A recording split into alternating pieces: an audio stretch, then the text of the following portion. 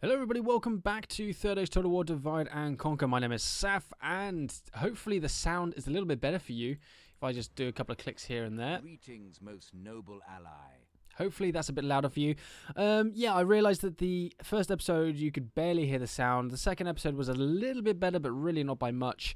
So I've done a bit of fiddling around, and I've also downloaded a volume mixer app from the Windows Store, which is a free download. So it helps me to manage all the different programs that are running on my computer and their sound volumes. Because what I found out was my headphones are really loud in general for whatever reason. I don't know why. So I had to get an enhancement configurator, which turns the sound all the way down for me for my headphones. It makes things a little bit easier. But then that obviously has an impact on the games. Now, in the past, it hasn't had an impact, but for some reason, it suddenly has now with Shadowplay, and I don't understand why. So I've got this other app from the Windows Store instead, which is free to download, and it basically helps me to manage my apps a bit better, and it also remembers what the volumes are that I set my apps to, whereas the default Windows volume mixer doesn't remember that. So hopefully things, I've been playing with it for a little bit, so hopefully things are a bit better for you guys. It's still in this sort of trial and error phase, so feedback on that would be greatly appreciated to help towards that. But otherwise, without further ado, let's get on with the episode. So we have a mission to go speak to the Dominion of Isengard. Yes, my lord. Our diplomat is in that area at the moment. We took Henneth Annun, which is which is currently having one of its units sent to Annalon for retraining, which is fine. Oh yeah, because I couldn't actually recruit or retrain anything myself because I have to get to the garrison quarters first, so that's fine. Right, so that's all fine. That's got one more turn for that to be recruited. Everything over to the west is okay for the moment. So it's pretty much all in excuse me. Still got a cough. Nothing new there. So still all very much going on in the east. I don't think there's anything I can do in this turn at the moment. I've pretty much used up all of my money. I don't have anything I need to do. Actually, hold on. I can get the leather tanner. That would be a good idea. Something that you guys advised over the last couple of episodes in particular is the need for armor upgrades. Mordor, of course, has its hordes. I will need my armor and skills. So that's what we need to rely on.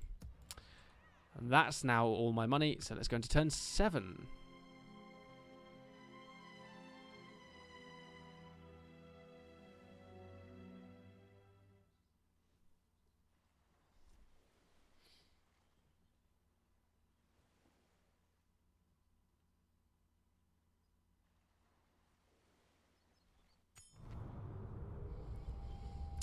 Imladris reclaims a region. Lovely, well done for them. Minas Morgul has been liberated. That's by me. Hornburg sieged. Oh dear, well, at least we know where that Isengard army is then. Without question. Yes. We'll speak to him instead. Trade rates, please. Barely accepted. Lovely. 500 gold. So the volume is still a little bit loud in my headphones for me, so I do apologise if I end up sounding like I'm trying to shout. It's the natural reaction where I try to adapt to all of this. Question. Stopping here. If only I could. Go up there. I shall continue tomorrow. In fact, I might just turn the music down a smidge and this speech down a smidge.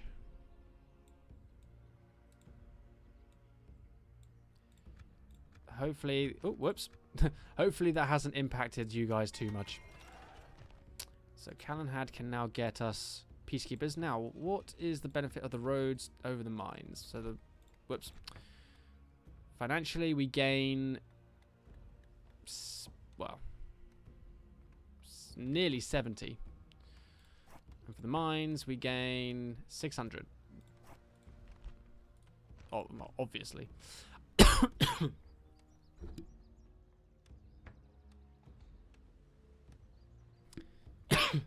Excuse me. Apparently, I can't breathe properly either. Oh, goodness. Oh, my dear. Stupid goddamn freaking cold and then the cough and then it all happening at the same time. It's all a pain in the arse. Anyway, now that my moment of suffering has passed, we can carry on with the gameplay. So we have to wait 4 more turns for that. Okay, we got 1 spare in Western Osgiliath, so I'm going to put a unit across there. We have 2 available in Minas Tirith.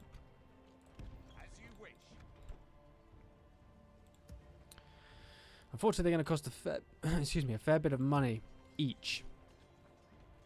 Might as well put those guys in Minas Tirith as well, because there's a unit available there. So yeah, next turn we'll have to retrain all 3 of them. The Blackroot Vale Archers have arrived. Fantastic. Mercenaries I bought in episode 1, I think.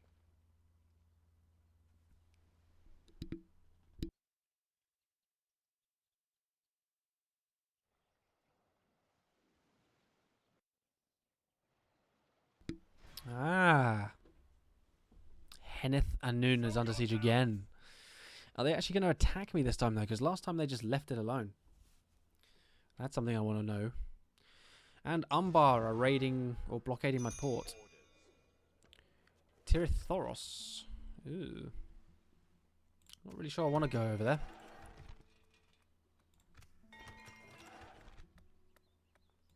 Right, so ignore those for the moment. Let's go retrain our troops. Whoops, that's recruiting. So I can get a heavy spear unit if I want.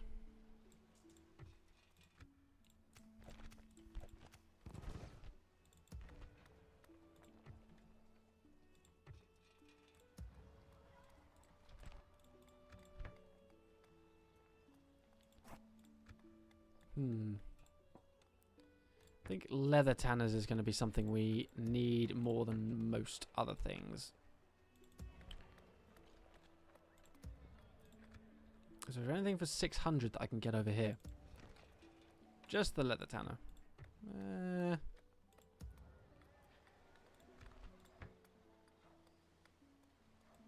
Oh, actually, that goes up by quite a bit. We'll build that trade post then. Oh, actually, hold on. A port might be a little bit more beneficial. It's going to take 5 turns, screw it. We can't get boats at the moment to protect our shoreline.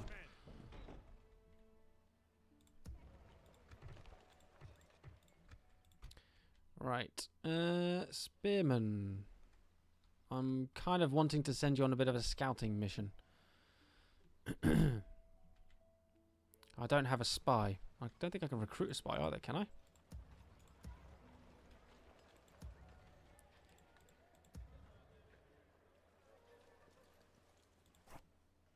Insufficient. Yeah, insufficient agent limit. My lord. I could bring this spy over this direction, but I kind of want him to keep an eye on Mordor. Now we're a bit of a sticky situation here, then. Should I send a spear? Oh, I kind of need the spearman in case Harad come across. Oh, goodness me. Let's send a sword unit instead. Go across there. I'm going to go scouting.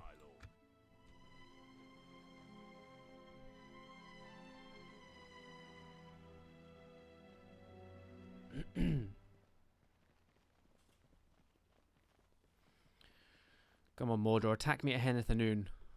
I'd like to have a big battle in this one again. Because we fought the Witch King in the first episode. We took his fortress of Minas Morgul in the second episode. Now we're having the defense of Henneth Annun in the third episode. So not really that much different to the army setup that they attacked us with last time. This is probably the same army, actually.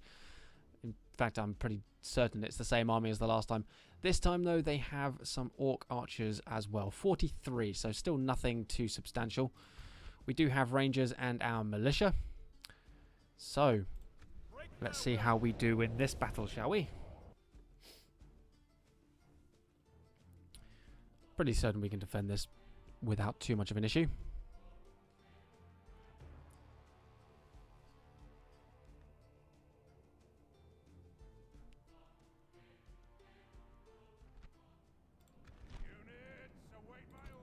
There's no point deploying any kind of stakes or anything like that because they have no cavalry. But it kind of looks cool anyway.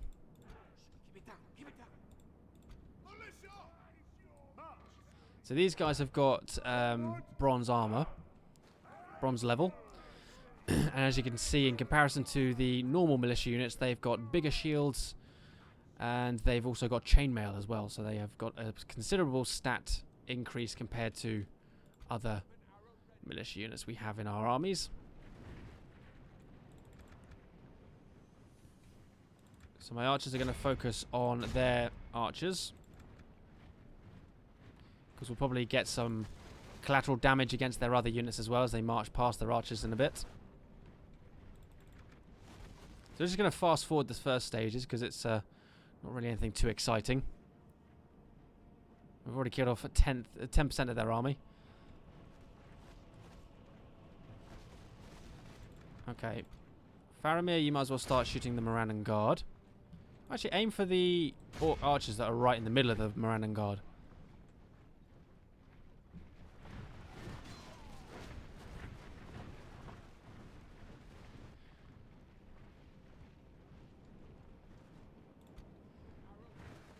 Their scouts are a little bit out of view. So I'm going to aim for the big Morannon Guard units and marching amongst them there, because that's an easier target. Alright, let's focus on their melee now. We've done quite a bit of damage to their archers. Nearly at 20% now. There's 20%.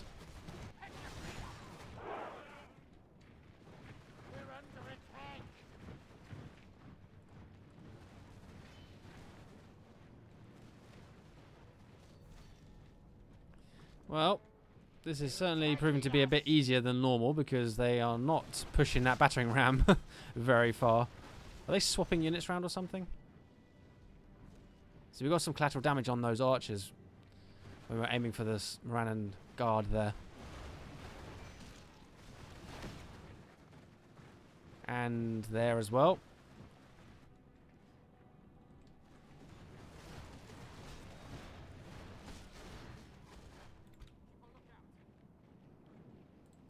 Both archers focus on the first Morannon Guard unit. If we focus our fire, it'll probably be a bit easier.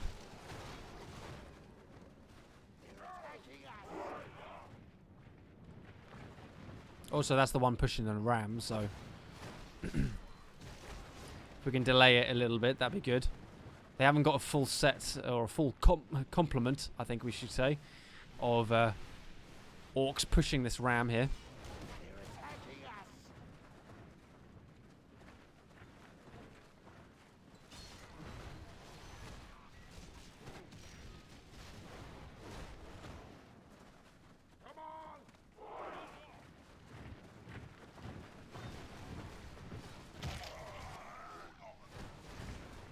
Oh, that was a bit of a death noise, wasn't it? 86. Okay, let's focus on the other one now. Because that's still got 178. What are we on?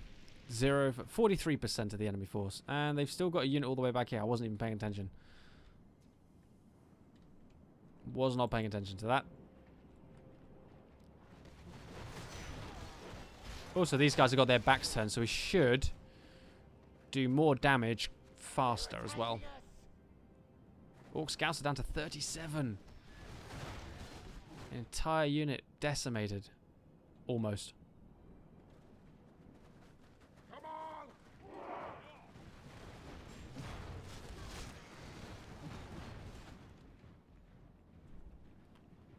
Only half the enemy force remains.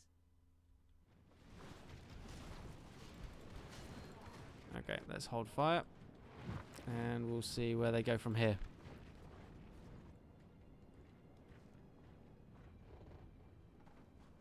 Nowhere? They're not doing anything?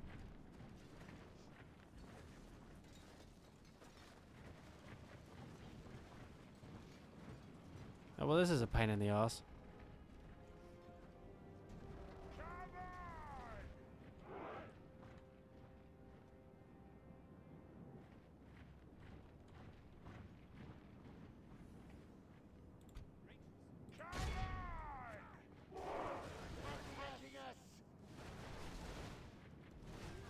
So they only seem to be sending like one Uruk at a time to take control of the battering ram. They're not really doing anything else.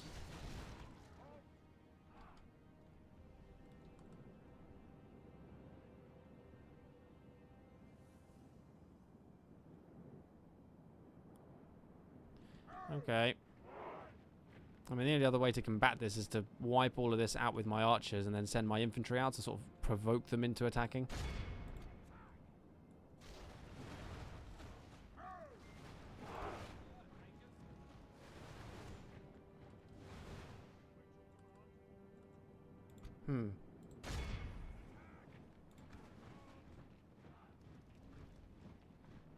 Come down to 99 on that unit. Let's bring my infantry up close, just in case. I'm not going to rush.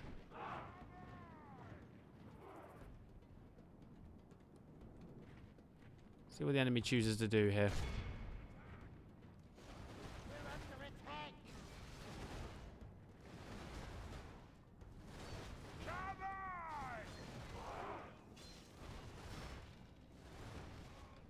Save the last couple of rounds for the other unit, just in case.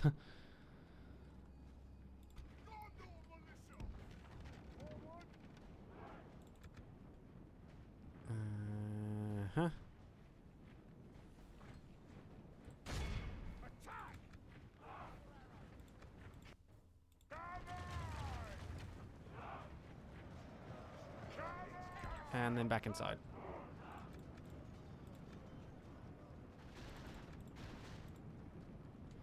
You guys suck ass. No longer ours. The enemy have taken them. Thankfully, you are not my commanding unit. The other unit moving? It is on the minimap anyway. Gondor militia. Well, this was probably a bad idea. Attack!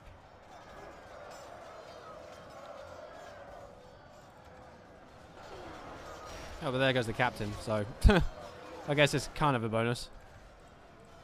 Gondor militia. Steady now.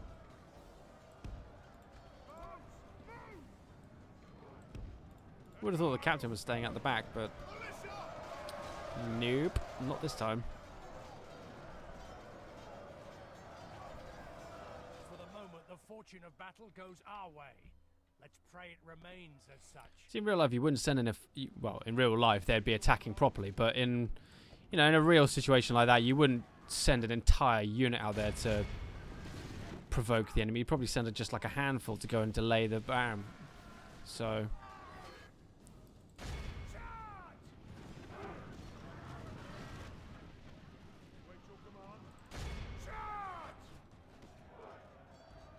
Now, the other unit's not moving on the minimap anymore.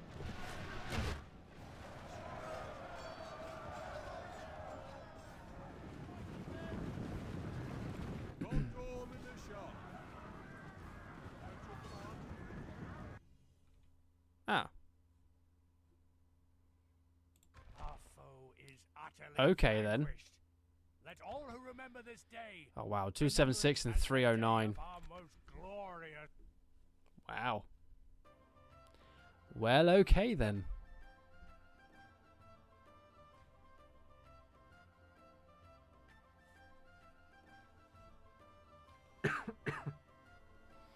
I'll take that victory if you're willing to just hand it to me on a silver platter.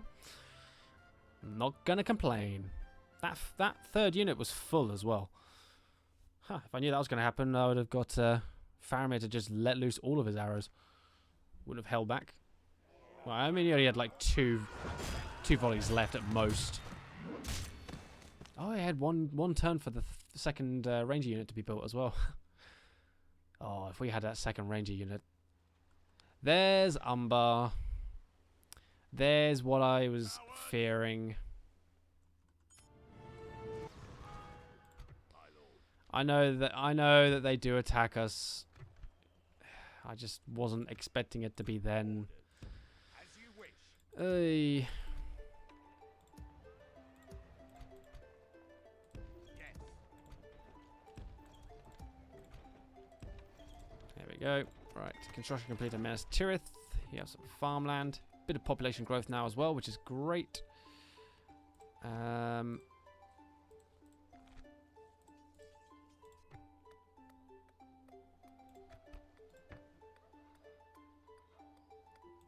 five trade increase. That's really pathetic. Still 5 as well from you, but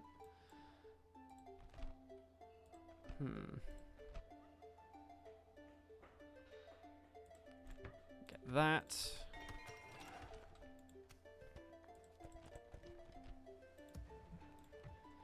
So I have 3 units in there.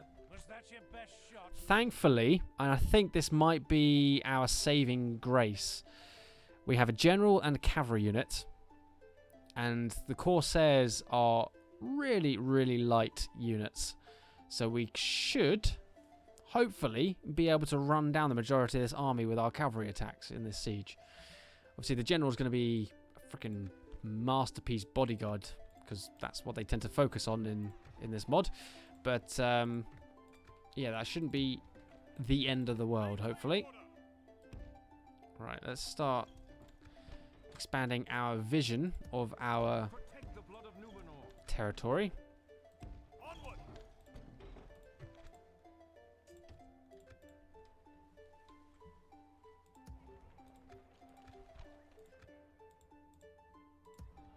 Maintain order. Ooh, we lose 200 gold if we take him out of there. Protect the blood of Numenor. I think he's Blackroot Vale archers, is he? I think, this guy. Ready your weapons. Watch for the enemy. Yes, he is.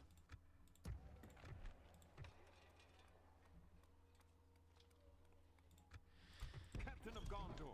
I think it might be worth not retraining that unit and recruiting a simple militia unit, putting that up in Arachir and then getting him down here to help defend against future... Ooh, Henneth Annun cavalry. To defend against future Corsair invasions. My lord. By your command. As you wish. By your command. Oh, it's further over to the left. To the right. Will, my lord. There it As is. you wish. Fort units.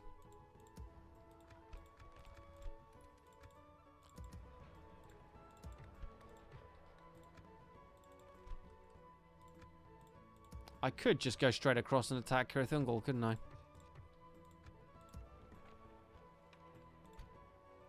Oh, these units came from this army as well, didn't they? Ha! Forgot about that. Right, so if I... Well, I've got these guys now.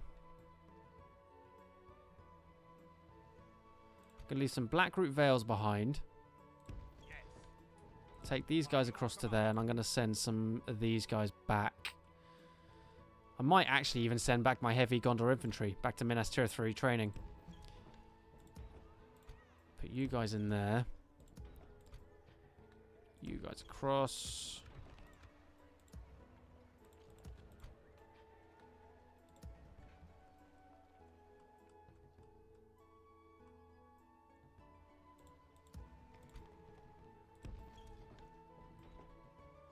Great. So next turn I'll go for Cair. I'll leave like a spear unit behind or something.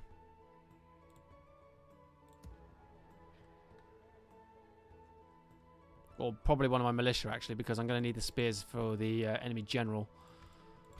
My lord, approaching quietly. So it doesn't appear to be anything approaching Approaching, in this direction, approaching quietly. which is kind of interesting. This is supposed to be on a very hard difficulty, and so far, not so much. Although I'm probably speaking a great deal too soon.